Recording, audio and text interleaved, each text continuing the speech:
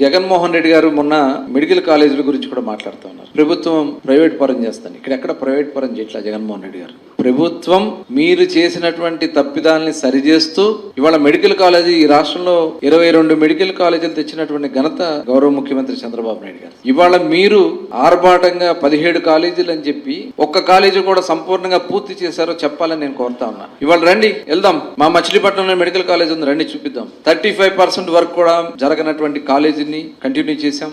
ఇవాళ 65% తీసుకెళ్ళాం. First year start చేశాం, సెకండ్ ఇయర్ కూడా స్టార్ట్ చేస్తున్నాం, థర్డ్ ఇయర్ కూడా ప్రిపేర్ అవుతున్నాం. ఇవాళ కనీసం పునాదుల మీద కూడా లేకన కాలేజీల పరిస్థితి ఏంటో చెప్పాలని జగన్మోహన్ రెడ్డి గారు నేను అడుగుతా ఉన్నా. ఇవాళ ఏదైతే పునాదుల మీద కూడా లేకనటువంటి కాలేజీలని ఇవాళ పీపీపీ మోడ్లో ఒకసారి తెలుసుకోండి. పీపీపీ అంటే ప్రైవేట్ పబ్లిక్ పార్ట్నర్షిప్. ప్రైవేట్ సంస్థ కడతారు, ప్రభుత్వ నిబంధనల ప్రకారమే కాలేజీని రన్ చేస్తారు, సామాన్య ప్రజలకి సీట్లు ఇస్తారు, అతి తక్కువ రేట్లకి అక్కడ వైద్యం, అసలు ఫ్రీ వైద్యం అందిస్తారు. ఇవన్నీ కూడా అక్కడ మెడికల్ సీట్స్ కూడా రాష్ట్రానికి పెరిగే అవకాశం ఉంది. ఇవాళ మెడికల్ కాలేజీని అడ్డం పెట్టుకుని 6,000 కోట్ల రూపాయలు అప్పులు చేసింది వాస్తవం కాదని మేము అడుగుతా ఉన్నాం జగన్మోహన్ రెడ్డి గారిని. ఆ డబ్బులన్నీ ఏం చేశారు మీరు? దీనికి సమాధానం చెప్పాలి జగన్మోహన్ రెడ్డి గారు. ఎందుకు పూర్తి చేయలేదు మీరు?